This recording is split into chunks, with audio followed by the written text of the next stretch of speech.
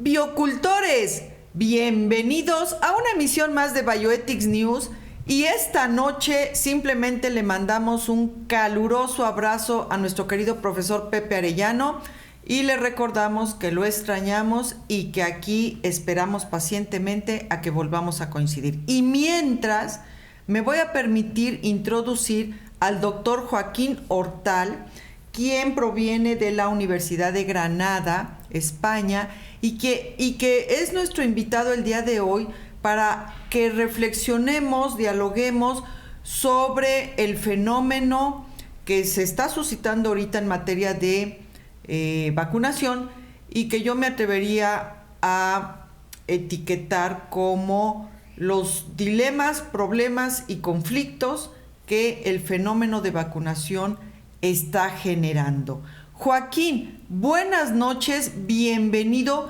a esta tu casa. Y antes de comenzar, yo lo que quiero es que nos aclares si ya lograste tu doctorado o no, porque en la emisión pasada, la vez pasada que nos hiciste el favor de visitarnos, eras doctorante. Entonces muero de curiosidad por saber si ya lo lograste o todavía tenemos que esperar para festejar. Joaquín, bienvenido, buenas noches. Buenas noches, Néstor. Muchas gracias y encantado de compartir este rato contigo. Pues todavía no. Estoy en fase de redacción de la tesis, la tengo que entregar antes de febrero, o sea que probablemente a partir de febrero o marzo sí, pero aún estamos en fase de redacción.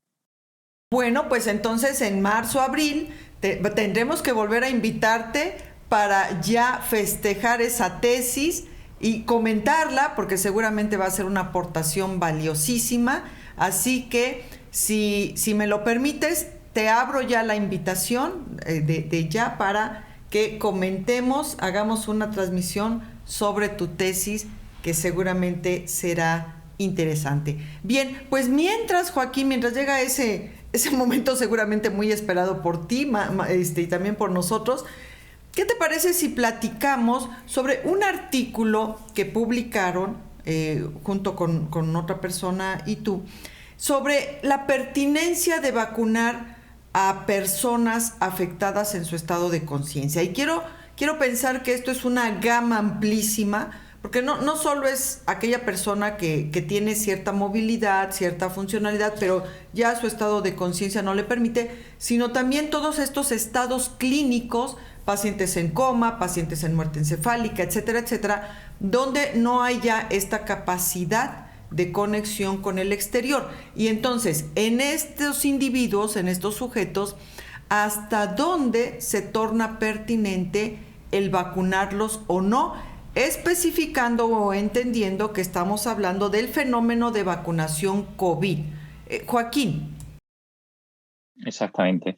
Bien, la definición de desórdenes o de trastornos de conciencia es plenamente la que has dicho, ¿no? Se ajustaría prácticamente a lo que en castellano solemos llamar pues estados vegetativos, personas que no mantienen ya relación con el medio.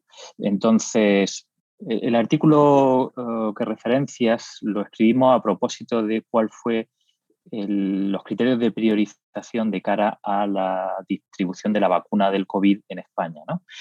Estos criterios en gran medida son similares a los que propuso la OMS para que los copiase la mayoría de los países, ¿no?, a la hora de distribuir la vacuna, pero en España tienen la peculiaridad de que se priorizó a las personas que estaban institucionalizadas en residencias sociosanitarias, al personal que trabaja en esas residencias, al personal sanitario, tanto que tiene relación directa con el COVID como el resto del personal sanitario, y la cuarta priorización fue las personas con grados altos de dependencia que viven en domicilio, es decir, que no están institucionalizados.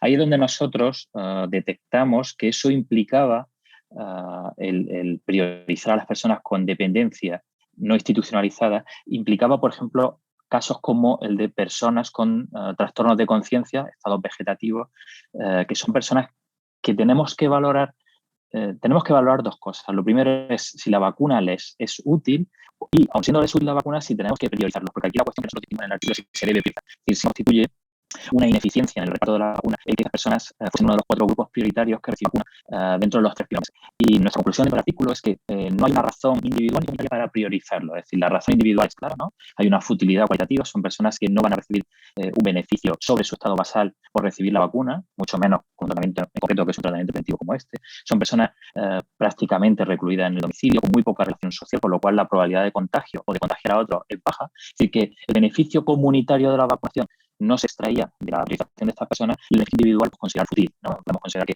hay una razón para limitar el uso de la vacuna en estas personas. Pues lo que proponíamos, y se puede llevar más lejos de la futilidad, de incluso limitar la vacuna a estas personas, pero lo que nosotros proponíamos era que no se debe priorizar, ¿no? Porque era una ineficiencia de la vacuna. Mientras la vacuna fuese escasa, las vacunas debían dirigirse a otros ámbitos donde generase mejores resultados. Incluso desde una perspectiva de reparto eficiente como de una perspectiva de reparto equitativo.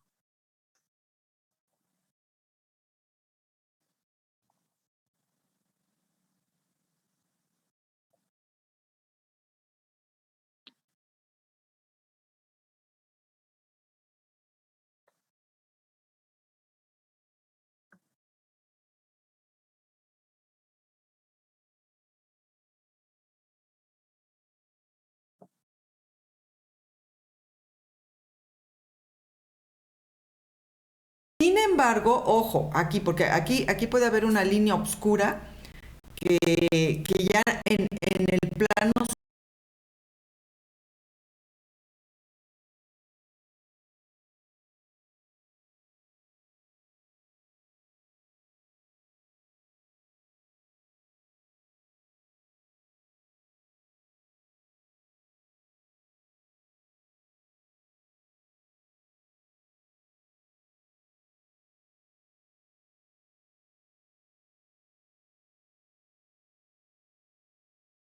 social nos puede causar también varios problemas.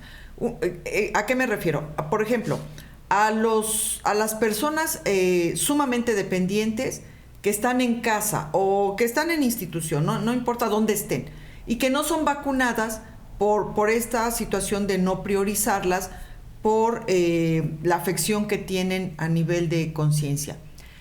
Pero esto no deja de lado que son vulnerables al contagio. Y entonces, si esas personas se contagian,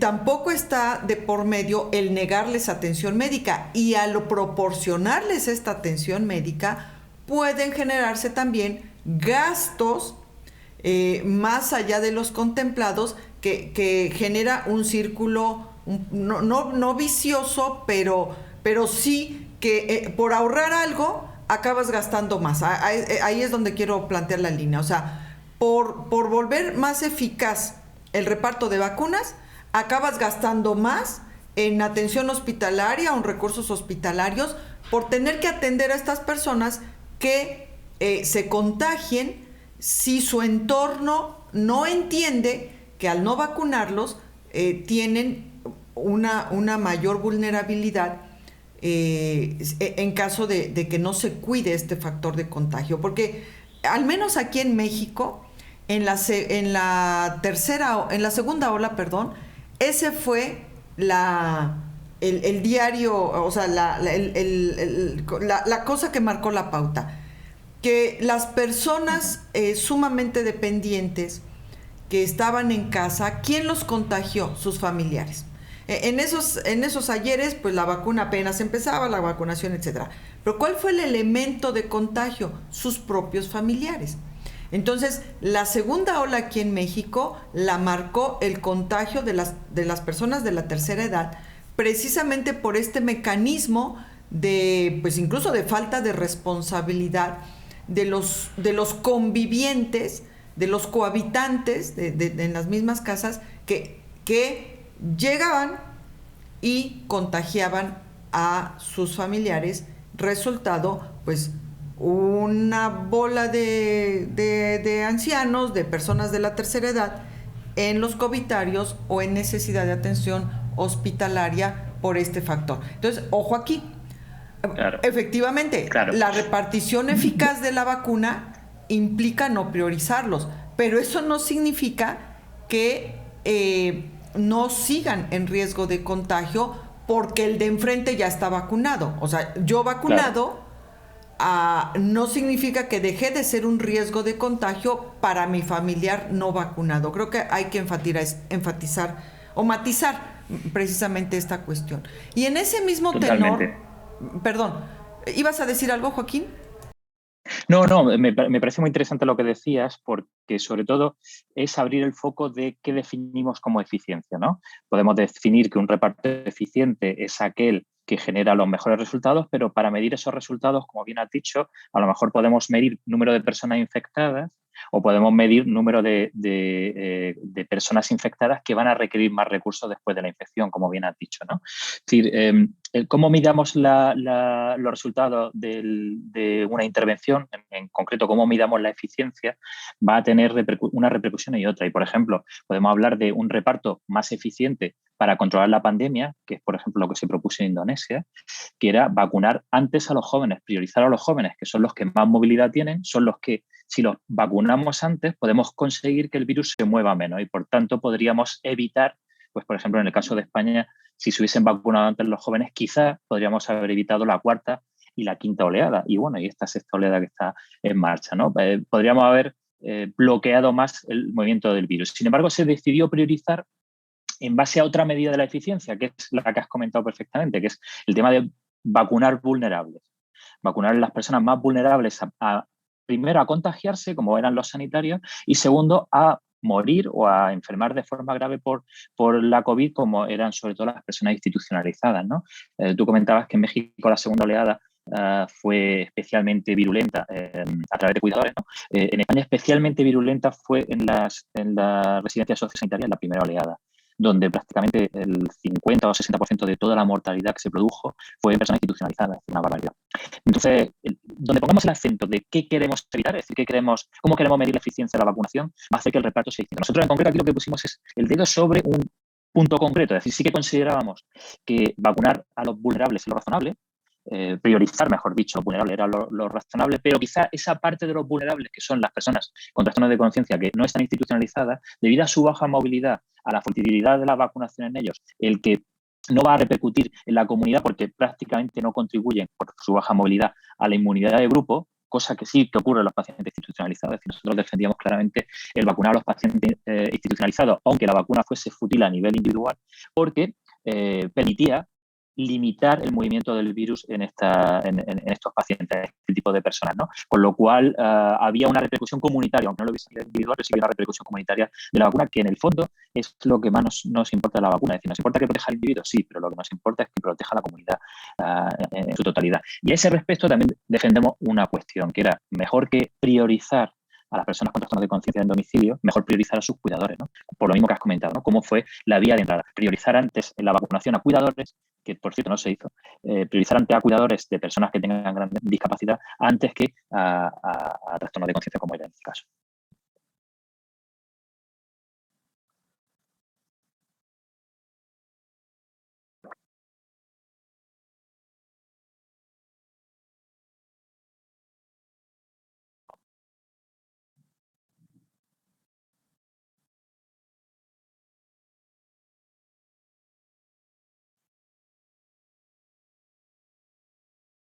El no vacunar a cierto sector, a cierta población.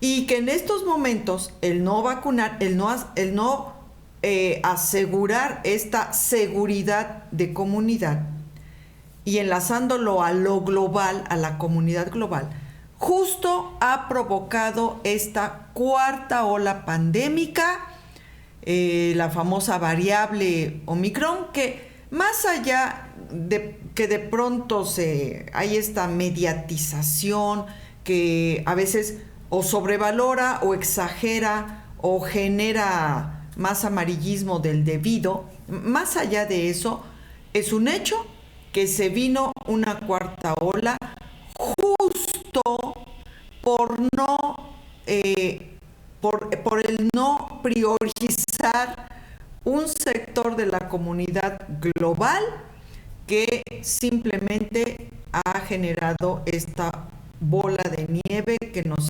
nuevamente amenaza con ponernos en jaque. Y es África. O sea, cuando uno ve los mapas de cómo está avanzando la vacunación, cómo el fenómeno de vacunación está avanzando a nivel global, África aparece en blanco. O sea, no tiene los puntitos naranjas que van identificando la zona de vacunación. Y entonces, o sea, ¿cómo aquí esta cuestión, utilizando los conceptos que tú has utilizado, no priorizar, no vacunar, politizar, bueno, esa no la utilizaste tú, esa la estoy metiendo yo ahorita, y no ver que en estos momentos, en este estado pandémico que estamos viviendo, el no asegurar de forma global la seguridad de la comunidad, entendiendo el mundo entero, trae consecuencias y pueden ser consecuencias graves. Joaquín.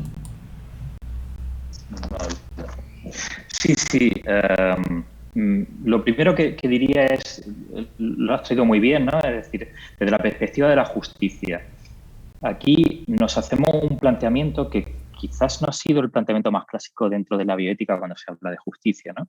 Que es preguntarnos justicia entre quiénes, porque no hemos preguntado cómo repartir la vacuna, ¿no? Justicia cómo, y no hemos preguntado también justicia de qué. Ahora mismo estamos hablando de cómo repartir la vacuna, pero no nos preguntamos el entre quiénes. Y el entre quiénes parece que ha ido quedando claro que el entre quiénes es entre ciudadanos de los países y concretamente entre ciudadanos de los países ricos, ¿no? Ese concepto que traías de comunidad global ha quedado completamente suprimido dentro de una concepción totalmente nacional, y es lo que se ha traído un poco en el conflicto de la vacuna, como o se ha llamado dentro del conflicto de la vacuna como el nacionalismo vacunal, ¿no? Ha habido un claro nacionalismo vacunal. A día de hoy van puestas 7.500 millones de vacunas en el mundo, en un mundo que tiene 7.500 millones de habitantes. Es decir, algo más de la mitad del mundo ya ha recibido al menos una vacuna, pero la concentración de las vacunas está claramente en los países de alto ingreso. En África, como bien has dicho, el país que más vacunación tiene ahora mismo es Sudáfrica, con un 25% de la población que tiene al menos una dosis, pero hay países como Burundi donde no llegan al 0,01% de personas vacunadas en el momento actual, con 7.500 millones de vacunas puestas. Es decir, que es que prácticamente debería estar vacunado un porcentaje muy amplio de la población. Con una sola dosis podría estar vacunado el 100% de la población, ¿no?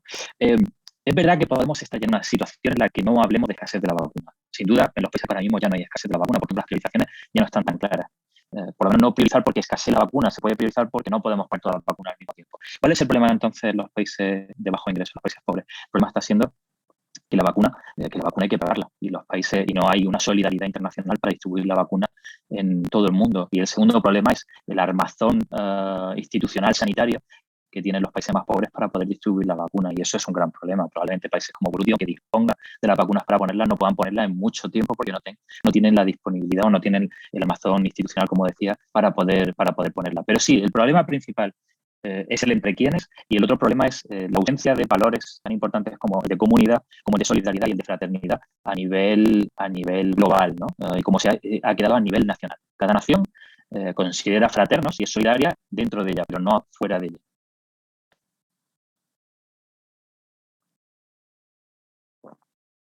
Sí. Sí. Ah.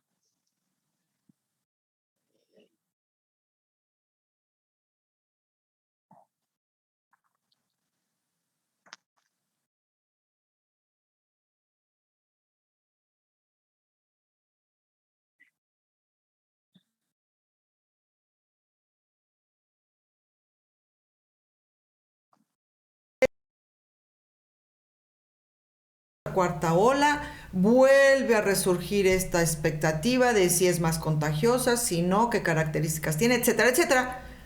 Y se dan cuenta que surge porque África no está cubierta por toda esta, digamos, toda esta inercia de vacunación global. Y de pronto China le dona 1.000 millones de dosis para que empiecen a vacunarse.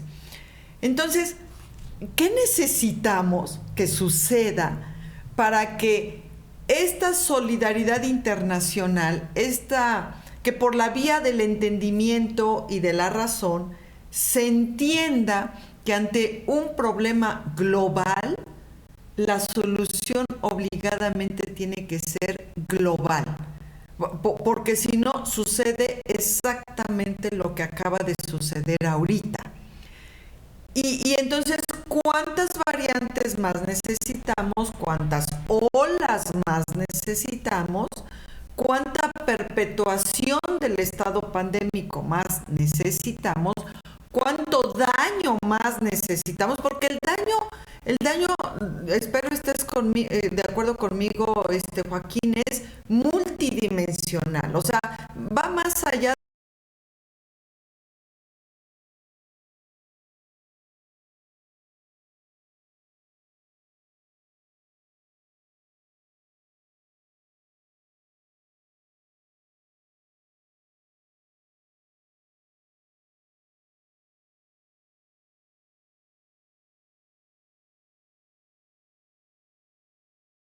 de solo lo epidemiológico médico, de solo el hecho de que te contagies. El daño ya está empezando a diversificarse, pues hasta en cuestiones de el que si tú eres una persona dinámicamente social, que tienes que trabajar, salir a comprar, desplazarte, etcétera, el 75% de tu día o el 80% de tu día estás con un cubrebocas. Bueno, si eres de los responsables que usan cubrebocas.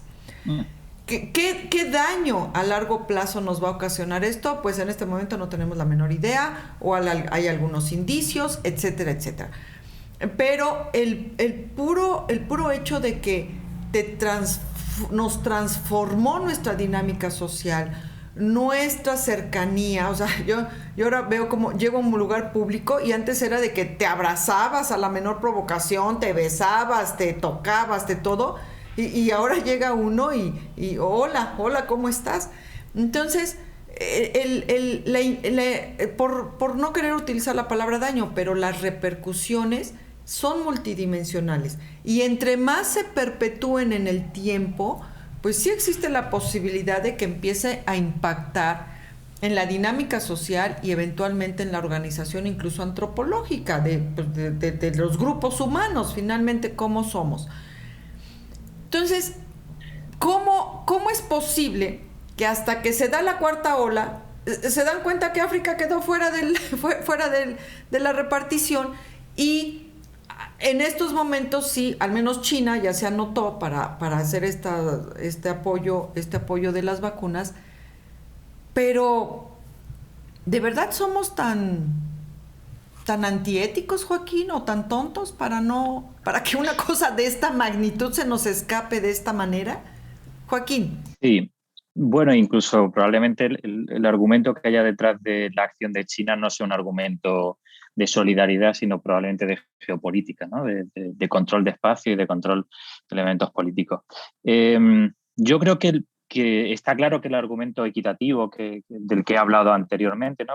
con la solidaridad o la fraternidad y la comunidad como valores preponderantes, está claro que ese argumento no convence a nivel global, ¿no? Y probablemente si hay algo que vaya a trabajar en favor de un reparto más justo de las vacunas a nivel mundial, vaya a ser el argumento utilitarista que bien has dicho, ¿no? Es decir, en la medida en que una parte del mundo se convierta en un reservorio del virus, donde ese virus tenga la posibilidad de mutar y de cambiar para convertirse en más contagioso, más virulento o escapar a la vacuna, en la medida en que eso lo percibamos como un peligro, por una razón utilitarista, es decir, de mejorar la salud global, pero sobre todo mejorando la nuestra, vamos a mejorar o hacer un reparto más eficiente de las vacunas para evitar futuros escapes vacunales del virus. Pero no creo, no parece que el argumento equitativo, que sería el argumento de más peso que deberíamos considerar, se esté considerando o se esté teniendo en cuenta a la hora de repartir las vacunas. Bueno, como diría un político de aquí de España, es el mercado amigo, ¿no? Parece que el control de la distribución de la vacuna no es por criterios ni equitativos, y parece que tampoco eficiente, ojalá que lo sea, sino que son por criterios de mercado, de quién puede pagarle y quién no puede pagar.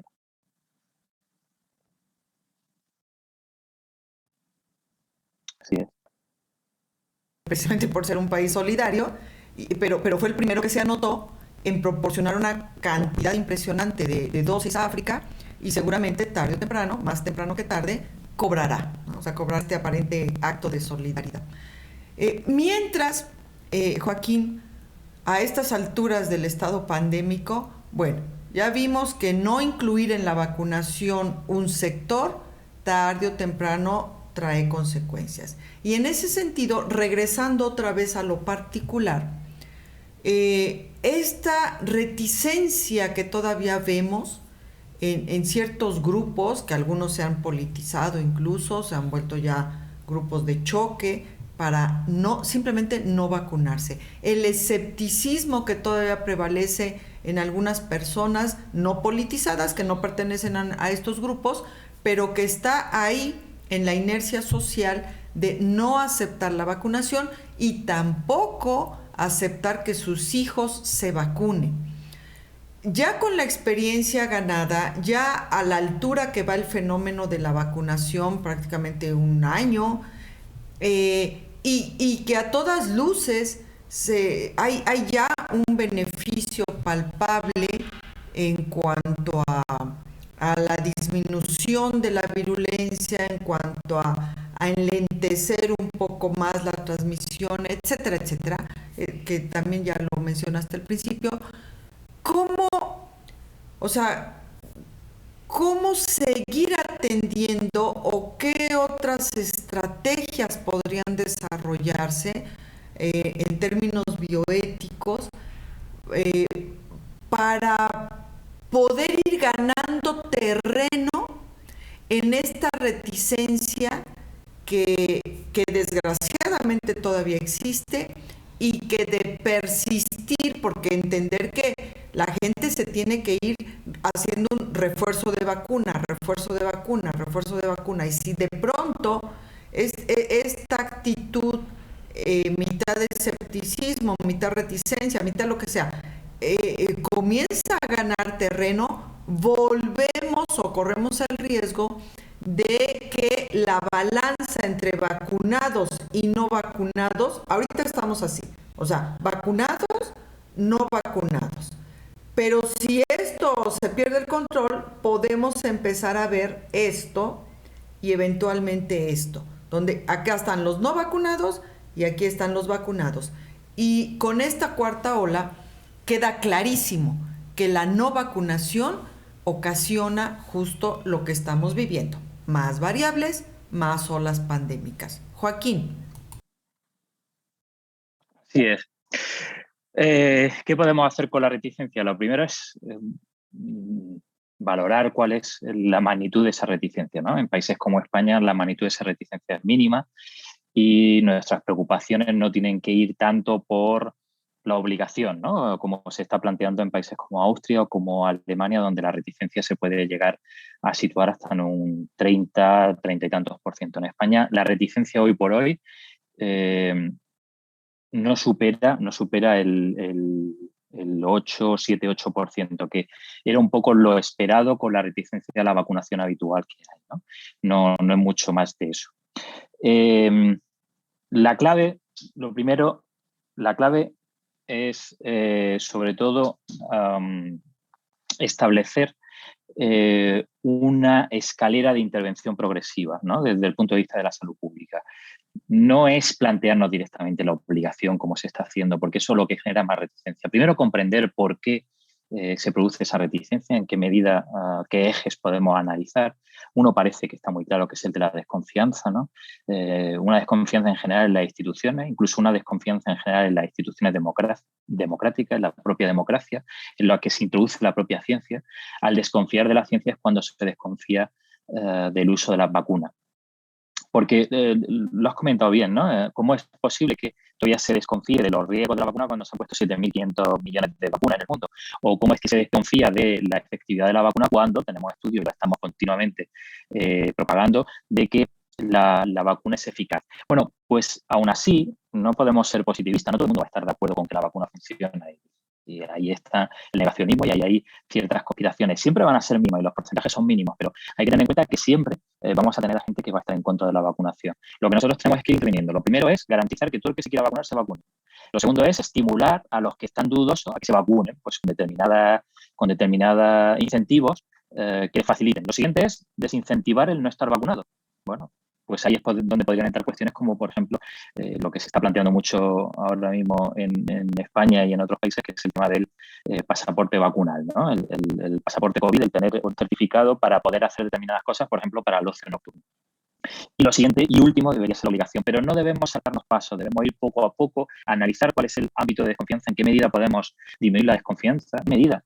Puede ser hasta razonable cierta desconfianza, ¿no? Lo que pasa con la vacuna de AstraZeneca, que ahora inicialmente la vacuna de AstraZeneca no se debía poner a los mayores de 70 años, luego se decidió que no se debía poner a los menores de 60 años, se dejó solo entre 60 y 70 años, mientras los medios pues sacaban continuamente la posibilidad de efectos secundarios como era la trombosis venosa cerebral, que era completamente anecdótica como efecto secundario, pero que constantemente estuvo en televisión. Es decir, es normal que se haya generado desconfianza, es normal, o es factible que la gente pueda desconfiar y dentro de esa desconfianza temer la vacuna y rechazarla en un momento dado. Por tanto, vamos a intentar eliminar esos ámbitos de la desconfianza. Y luego, para mí algo fundamental es enfocar toda la estrategia de vacunación en el valor de la comunidad, lo que hemos dicho antes. No me vacuno por mí, me vacuno por los demás. Es decir, lo importante es que todos, entre todos, alcancemos un nivel de vacunación que elimine o disminuya lo suficiente el movimiento del virus para que las personas que no se pueden vacunar, las personas que se han vacunado y no les ha servido la vacuna, no se contagien. Por lo tanto, yo soy un elemento más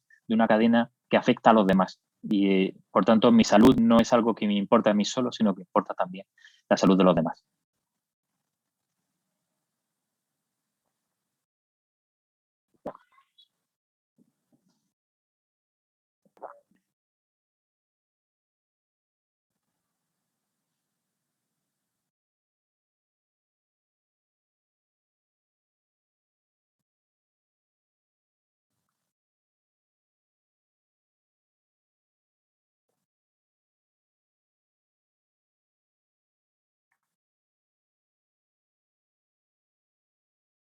Certeza.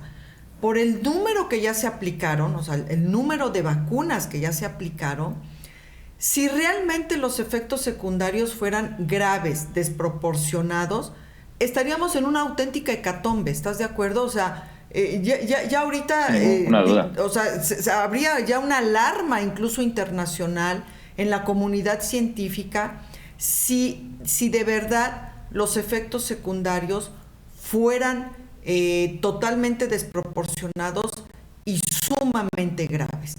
Entonces, yo creo que de ahí puede surgir la primera certeza hacia la seguridad de las vacunas y hacia su eficacia y obtener el resultado final, que es precisamente una protección individual que a su vez contribuye a una protección comunitaria. Entonces creo que así como le hicimos caso a esas noticias alarmantes, demasiado mediatizadas, de los efectos secundarios de algunas vacunas, en especial la AstraZeneca fue como que a la que más golpearon. De la misma forma que le pusimos atención a esa información, me parece que ahora también deberíamos ponerle la misma atención y la misma credibilidad a lo que la experiencia nos está arrojando.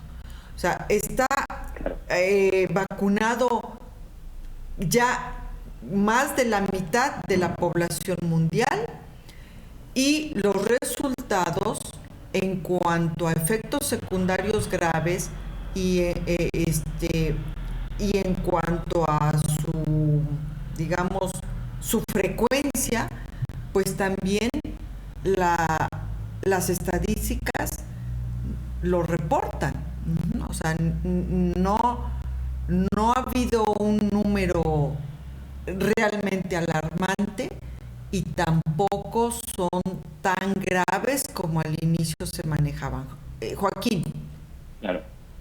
Sí, y además los ensayos clínicos que se iniciaron en julio de 2020 con la vacuna de AstraZeneca, o sea, perdón, con la vacuna de RNA mensajero, la de Pfizer y la de Moderna, esos ensayos clínicos empezaron en julio de 2020, es decir, que llevan ya año y medio, van por delante unos 6 meses por delante de cuando empezamos a vacunar a toda la población. Por tanto, los efectos adversos que se pueden ver ya a un año y medio vista de la vacunación, ya los podemos saber y sabemos que no están ocurriendo, ¿no? Que no hay nada significativo. Y, por supuesto, efectos adversos raros de los que aparecen por cada millón o por cada 10 millones de personas vacunadas, también los podemos ver, porque es que hemos vacunado a 7.500 millones de personas o hemos puesto 7.500 millones de vacunas, ¿no? Es decir, que todo efecto adverso ya se habría visto. Por tanto, de seguridad podemos hablar con respecto a la vacuna claramente a favor de ella. Con respecto a la eficacia, en este caso, pues por supuesto también podemos hablar bastante a favor, ¿no? Tiene una eficacia muy significativa. Otra cosa es que parece que la duración no es toda la que nos podría gustar, por lo menos a la hora de proteger del movimiento del virus, ¿no? De la capacidad de contagio, aunque la protección frente a la muerte por el COVID y a la enfermedad grave y la hospitalización se mantiene con la vacuna. Entonces, sabemos que la vacuna o las vacunas son eficaces, sabemos que las vacunas son muy seguras, pero lo que te decía antes, no podemos ser positivistas. El que nosotros sepamos y el que la ciencia comunique que la vacuna es buena no va a convencer a todo el mundo. Va a haber un porcentaje de población que no va a querer convencerse, pero simplemente porque no cree en el paradigma científico o porque desconfía directamente de instituciones como la propia ciencia, en la que la comunicación de la ciencia pues no va a ser confiable, diga lo que diga. Es decir, no es que no crea que no es efectiva, es que no me creo que lo que me dice la ciencia, ¿no? Entonces, ahí tenemos que tener en cuenta que siempre va a haber un porcentaje pequeño de reticencia, cuando no rechazo, que no vamos a poder convencer.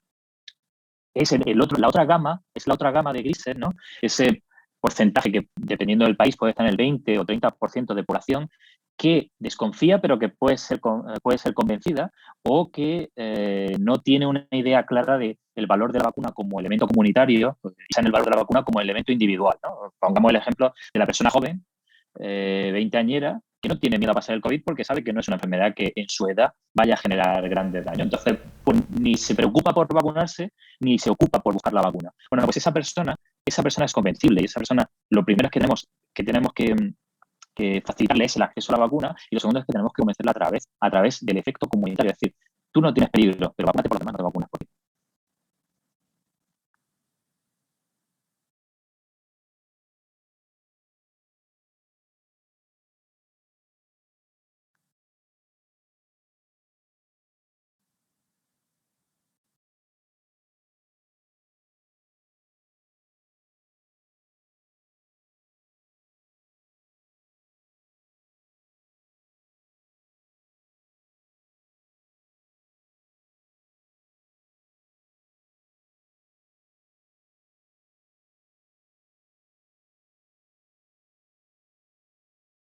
Personas a no querer ser vacunados, como bien decías, el efecto de la democracia, pero entender, no perder de vista que estas personas no vacunadas, en caso de contagiarse, por supuesto, corren mayores riesgos, y que si se contagian y están insertos en un núcleo familiar, es el equivalente a África. Es decir, el no vacunado es África. Entonces, cuidado con los motivos últimos por los que la persona en cuestión decida no vacunarse. Mientras, pues aquí estamos a la puerta de la cuarta ola. Ustedes ya llevan un rato con ella. Nosotros se está reportando, hoy se reportó ya, el viernes pasado se reportó ya el primer caso de la nueva variable aquí en México, y pues eso va a significar el meterse de lleno a la cuarta ola. Y biocultores, la recomendación sigue siendo la misma, afortunadamente, que en la primera ola. uso responsable de cubrebocas, lavado de manos y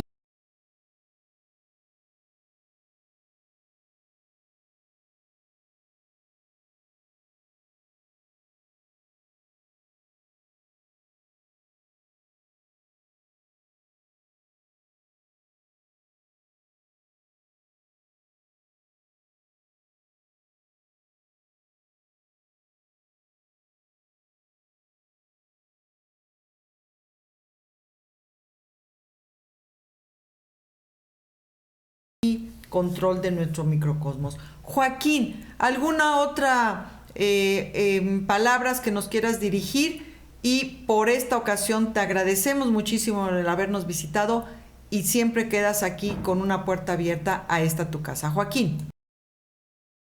Pues nada más, un poco lo que decía de que esa persona que no se vacuna, ¿dónde se puede vacunar? Es ese África, teniendo en cuenta que África la hemos dejado olvidada, es decir, que África probablemente se vacunaría si le diésemos la opción, ¿no? Hay un problema de accesibilidad y no tanto un problema de no querer vacunarse como estamos demostrando en otras zonas.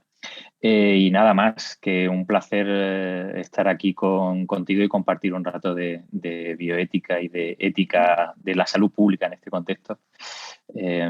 Encantado y vamos, disponible para cuando queráis. Gracias, Joaquín. Biocultores, muchísimas gracias por habernos acompañado. Los esperamos aquí el próximo lunes.